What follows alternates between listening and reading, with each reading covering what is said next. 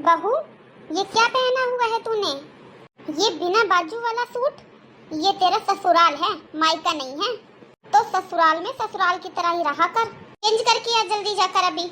और कल से इस घर में साड़ी पहनी जाएगी, सूट नहीं। परवर कुछ नहीं, कल से पूरा दिन साड़ी पहनी जाएगी। अपने रूम में जाकर चाहे तो जो मर्जी पहन। कि मम्मी जी को क्या हुआ? ये आज कैसी बातें कर रही हैं? तूने सुना नहीं मैंने क्या कहा? अभी जाकर ये सूट चेंज करके आ। लेकिन मम्मी जी साड़ी। देख ले बहू, मैं आखिरी बार बोल रही हूँ, जाकर साड़ी पहन कर आ। जी मम्मी जी, अभी आई। ये मेरी सीधी सादी सास को आज हो क्या गया है? खाना बन गया बहू? अगर बन गया है तो बाहर डाइनिंग टेबल पर लगा दे। नहीं मम्मी जी, मैंने खाना नहीं बनाया और मुझे ये भी नहीं पता आज खाना कब तक बनेगा। क्यों? अब तक कर क्या रही थी? खाना क्यों नहीं बनाया अभी तक? आपने ही तो कहा साड़ी पहन कर आ। अब साड़ी पहनकर मेरे से इतनी जल्दी काम नहीं होता मम्मी जी। आप चिंता मत करो मम्मी जी, मुझे पता है खाना मुझे ही बनाना है, क्योंकि मेरे बिना इस घर में कोई काम होता ही नहीं है। सारी जिम्मेदारियां आपने मेरे ही कंधों पर डाली हुई है ना। ये बता, सब्जी क्या बना रही है? मम्मी जी, मेरे से साड़ी पहनकर काम नहीं होता, इसलिए मैं सोच रही हूँ खिचड़ी बना देती हूँ सबके लिए। हाँ बना ले खिचड़ी, लेकिन अपने लिए। तेरी तबीयत ठीक नहीं है ना, लेकिन हमारे लिए भिंडी और दाल बना देना। जल्दी कर, फटाफट बना ले। और हाँ, विकास कह रहा था सुबह उसका मूंग दाल खाने का मन कर रहा है, तो वो भी बना ले। मैंने कह दिया ना मम्मी जी, मैं खिचड़ी बना रही हूँ बस, और वही सब खाएंगे।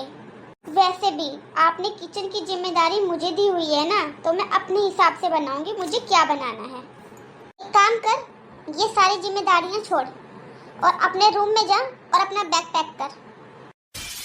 मैं अभी विकास को फोन करती हूँ, वो अभी के अभी तुझे तेरे मायके छोड़कर आएगा।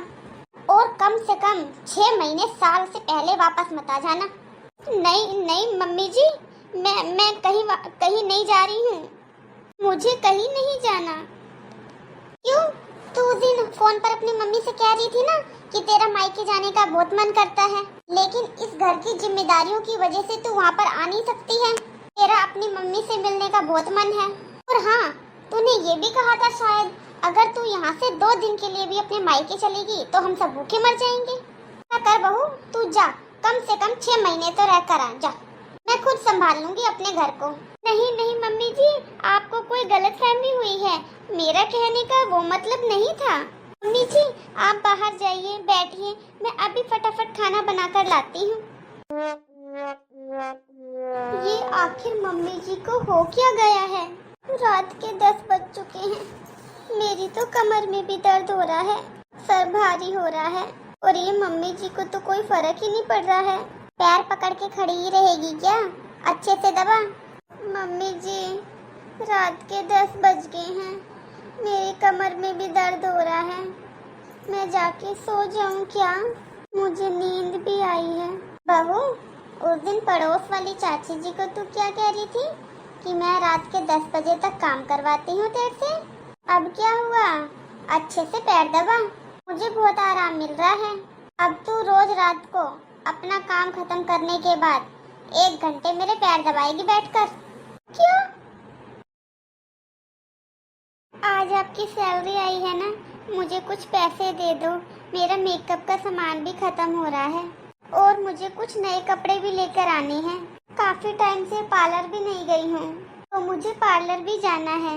इतने फालतू के खर्चों के लिए पैसे नहीं है मेरे पास। ये लो 5,000 रुपए, और इसे पूरा महीना चलाना है तुम्हें। बस 5,000 रुपए?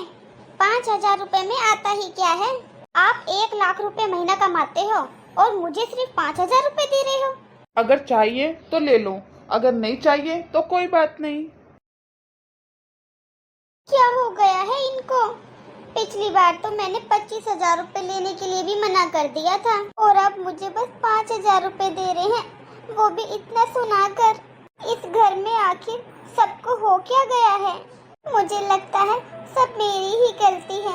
मम्मी जी मुझसे कितना प्यार करते थे, मम्मी जी मुझे अपनी बेटी बनाकर रखते थे, फिर भी मैंने मम्मी जी को इतनी बातें सुना दी और ये भी मेरी कितनी बात मानते थे, लेकिन मैंने इनकी कभी कोई बात नहीं मानी। भगवान जी ने मुझे इतना अच्छा ससुराल दिया और मैंने किसी की भी कदर नहीं करी। मम्मी जी, पापा जी, विकास जी, प्लीज मुझे माफ कर दीजिए। कल रात मुझे रियलाइज हो गया वो लोग समय रहते कदर नहीं करते, वो चीज उनसे वक्त रहते छीन ली जाती है। मम्मी जी, मैं आप सब पर अपना रोब जमाना चाहती थी।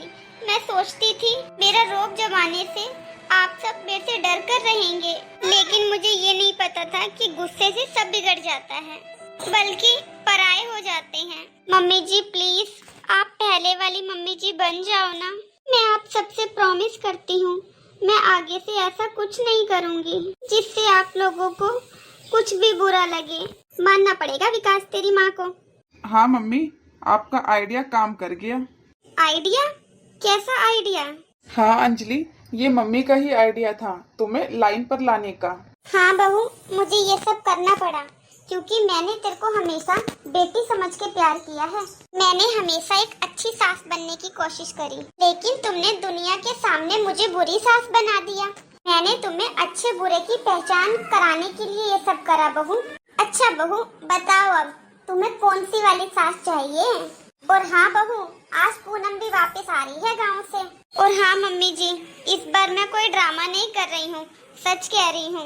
मम्मी जी, पूनम दीदी झाड़ू पोछा बर्तन और कपड़े करेंगी और किचन तो मम्मी जी मैं ही संभालूंगी। और मम्मी जी खाना मैं ही बनाऊंगी और आपको शिकायत को कोई मौका नहीं दूंगी।